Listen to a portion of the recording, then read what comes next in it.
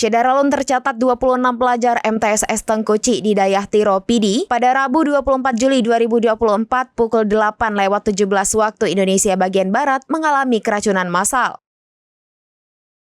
Keracunan massal tersebut diduga setelah menyantap nasi gurih yang dijual di kantin di madrasah tersebut. Kepala MTSS Tengkuci di Tiro Tarmizi SPD kepada serambinews.com pada Rabu 24 Juli 2024 mengatakan saat ini 26 pelajar yang mengalami keracunan kini dirawat di IGD RSUD Tengku Abdullah Syafi'i Berunun.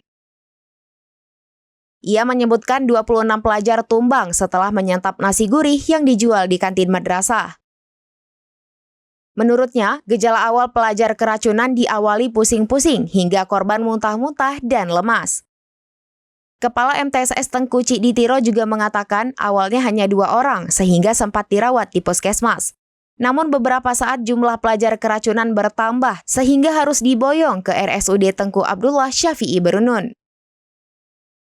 Dari PD, Muhammad Nazar, serambinews.com.